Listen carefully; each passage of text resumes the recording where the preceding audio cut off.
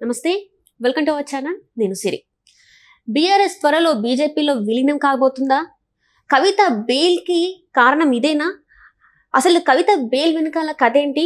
So ఈ అంశాన్ని మనం వివరించడానికి మనతో పాటు ఉన్నారు ప్రముఖ సీనియర్ జర్నలిస్ట్ డివిఎస్ గారు. నమస్కారం సార్. నమస్తే అమ్మా. సార్, ఇప్పుడున్న కథనాల ప్రకారం చూస్తుంటే బీఆర్ఎస్ బీజేపీలో విలీనం కాబోతుంది, అందుకే కవితకి బెయిల్ వచ్చింది అని చెప్పేసి కొన్ని వార్తలు అయితే వస్తున్నాయి. మరి నిజంగానే బీఆర్ఎస్ బీజేపీలో విలీనం కాబోతుందా? అంటే కవిత బెయిల్ ఈరోజు ఆమె కాసేపట్లో ఇంకా ల్యాండ్ అవ్వబోతున్నారు. ఇది భారీగా ఊరేగింపు కూడా సిద్ధమైంది, సంబరాలు కూడా ప్రారంభించారు. కవిత బెయిల్పై రావడం బీఆర్ఎస్ ఇవాళ పునరుజ్జీవం జరుగుతుందా, రివైవ్ కాగలదా? ఎందుకంటే థర్డ్ ప్లేస్కి వెళ్ళిపోయింది. తెలంగాణ రాజకీయాల్లో బీఆర్ఎస్ ఇలా 3వ స్థానానికి వెళ్ళడం మనం ఊహించని పరిణామం. కవిత బెయిల్ బీఆర్ఎస్కి ఎంతవరకు మేలు అనే చర్చలో చూస్తే, కవిత బెయిల్ వస్తే అసలు కవిత జైలుకి ఎందుకు వెళ్ళింది? మద్యం కుంభకోణంలో అవినీతి. ఇది రివైవ్ అవ్వడానికి దోహదపడే అంశం కాదు, ప్రజల్లో సానుభూతి వచ్చే అంశం అంతకన్నా కాదనమాట.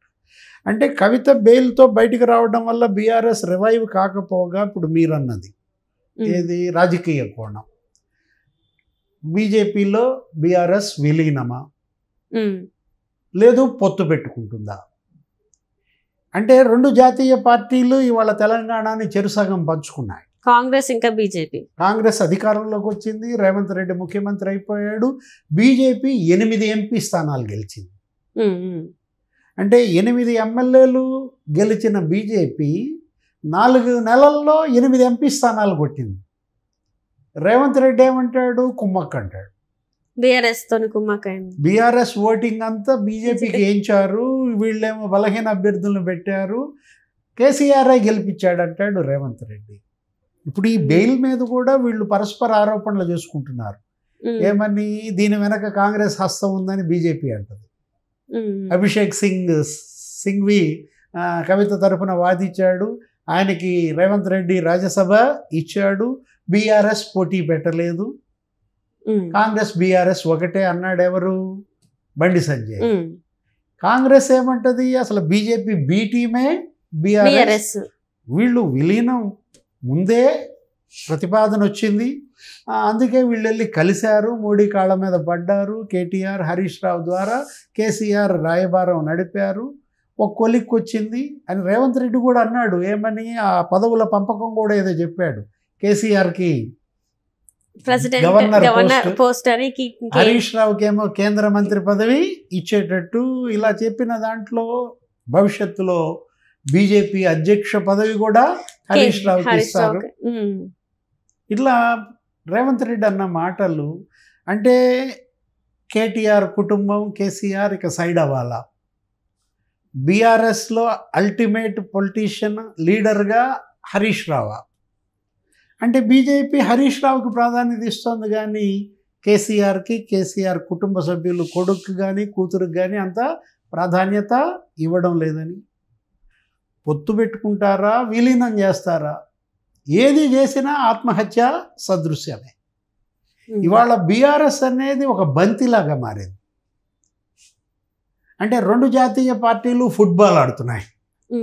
కాంగ్రెస్ ఈ బంతిని ఆ కోర్టులో దంతోంది, బీజేపీ ఈ బంతిని కాంగ్రెస్ కోర్టులోకి తంతోంది. అంటే అటు కాంగ్రెస్ దెబ్బ, ఇటు బీజేపీ దెబ్బ, గోడ దెబ్బ, చేట దెబ్బ, 2 దెబ్బల మధ్య దెబ్బ మీద దెబ్బ తగులుతోందా? స్వయం కృతాపరాధాలు. కేసీఆర్ కుటుంబం, కవిత, వీళ్ళందరూ కూడా అవినీతి కుంభకోణాల్లో నీకు మెడలోతు కూరుకుపోయారు. 10 ఏళ్ళు వీళ్ళని నమ్మి అధికారం ఇస్తే వీళ్ళు తెలంగాణకి మేలు చేయకపోగా చెడ్డ పేరు తెచ్చిన పరిస్థితుల్లో కేసీఆర్ ఇవాళ దోషిగా నిలబడ్డాడు. ప్రజలు తీర్పిచ్చారు. ఏంటి? అసెంబ్లీలో ఘోరంగా ఓడించారు, అంతకు మించిన ఘోరంగా పార్లమెంటులో అసలు ఆ పార్టీ అడ్రస్సే లేకుండా చేశారు. ఇప్పుడు మరి కేశవరావు లాంటాడు కాంగ్రెస్లో జరిపోయాడు. కేశవరావు మరి ఆ పార్టీ సెక్రటరీ జనరల్, రాజ్యసభ సభ్యుడే మనం చూసాం రేవంత్ రెడ్డి పక్కకి వెళ్ళిపోయిన నేపథ్యంలో. బీఆర్ఎస్ ఇవాళ ఏంటి? బతుకు పోరాటం, ఉనికి కోసం పోరాడుతోంది, అస్తిత్వం కోసం పోరాడుతుంది. మొన్న ఏదో పేపర్లో చూసాం, ఇద్దరి మధ్య రాజీ జరిగింది, బీజేపీ బీఆర్ఎస్. ఎవరో ఒక పెద్ద ప్రముఖుడు రాజీ కుదిర్చారు, ఏదో ఒక రాష్ట్ర గవర్నర్. ఆయన మాట్లాడిన రాజీ సూత్రాలే ఇవన్నీ. ఇలా మనం మీడియాలో రకరకాల కథనాలు వస్తున్న పరిస్థితుల్లో అస్తిత్వం కోల్పోవటానికి కారణం ఏంటి? తెలంగాణ అస్తిత్వమే ఈ పార్టీ ఎందుకు కోల్పోయిందంటే పార్టీ పేరు మార్చడమే. టీఆర్ఎస్ని బీఆర్ఎస్గా మార్చడం. ఉట్టికెక్కలేనమో స్వర్గానికి ఎక్కిందని ముందు మీరు రాష్ట్రంలో సంస్థాగతంగా బలపడకుండా, ఇక్కడ గ్రామాల్లో వేళ్ళు ఉనుకోకుండా ఏం చేశారు? ఒక తల పొగరుతో కళ్ళు నెత్తికెక్కినట్టుగా ఇతర రాష్ట్రాల్లో పోటీ చేస్తాం, మహారాష్ట్రలో పోటీ చేస్తాం, కర్ణాటకలో పోటీ చేస్తాం, వాళ్ళంతా వచ్చి మా దగ్గర పార్టీ పెట్టమని నన్ను పిలిపించారు. వాళ్ళని పిలిపించడం, వాళ్ళ మెడలో గులాబీ కండవా వేయడం, అదొక ప్రహసనం చేశారు. ఎక్కడో రైతులు చనిపోతే ఆ రైతులకి కేసీఆర్ మరి పరిహారం ఇవ్వడం, ఇక్కడ రైతులు చనిపోయిన వాళ్ళనేమో గాలికి వదిలేసిన పరిస్థితుల్లో ఈ దుస్థితి ట్రాజడీ అన్నమాట. ఏది? ప్రాంతీయ పార్టీ ఇవాళ పవర్ లేకుండా నిలబడలేదు. బీజేపీ ఇవాళ తిమింగలంలాగా ప్రాంతీయ పార్టీలని మింగేస్తోంది. అస్తిత్వం కోసం ఇవి పోరాడుతున్నాయి. పవర్ లేకపోతే వీళ్ళేమో అవినీతి కుంభకోణాలు, వీళ్ళ జుట్టు మోడీ చేతుల్లో చిక్కుకుంది. మోడీ, అమిత్ షా, రాజ్నాథ్ సింగ్, కేంద్ర మంత్రులంతా మొన్న ఎన్నికల ప్రచారంలో బీఆర్ఎస్ మీద ఏ ఆరోపణలు చేశారు? పరివార్ పార్టీ అన్నారు. కేసీఆర్, కేటీఆర్, హరీష్, ఫ్యామిలీ పార్టీ అన్నమాట. కుటుంబ పార్టీ అన్న ముద్ర బీఆర్ఎస్ మీద బలంగా వేసిందే బీజేపీ. మరి బీజేపీలో విలీనం చేస్తారా? బీజేపీలో పొత్తు పెట్టుకుంటారా? విలీనం చేస్తే ఈ కుటుంబ పార్టీ అనేది పోతుందా? మళ్ళీ వాళ్ళ పేర్లే వినిపిస్తున్నాయి కదా. ఇప్పుడు ఇంకా ఏమన్నారు? బీఆర్ఎస్ని అసలు భ్రష్టాచార రాష్ట్ర సమితి అన్నారు. అబ్రివేషనే మార్చేశారు. భ్రష్టాచార్ రాష్ట్ర సమితి అని, అవినీతి పార్టీ అని. ఈ కుంభకోణాలన్నీ ఏది? ఆ ఛత్తీస్గఢ్ విద్యుత్ కొనుగోళ్ళలో, యాదాద్రో, భద్రాద్రో, కాళేశ్వరం అన్ని కమిషన్లు కూడా వేశాడు కదా. రేవంత్ రెడ్డి విచారణలు జరుగుతున్నాయి కదా. ఇప్పుడు మరి పొత్తు పెట్టుకుంటే, విలీనమైతే బీఆర్ఎస్ భ్రష్టాచార రాష్ట్ర సమితి కాకుండా పోద్దా? అవినీతి వీళ్ళు కడిగేస్తారా, ఉతికేస్తారా? నిర్మా వాషింగ్ పౌడరా? అంటే అదే ఒక ఇది కూడా ఉంది కదా సార్, ఎవరైనా అవినీతి మరకలు ఉన్న వాళ్ళు బీజేపీలోకి వెళ్ళిపోతే వాషింగ్ పౌడర్ నిర్మా అని చెప్పేసి అన్నారు కదా.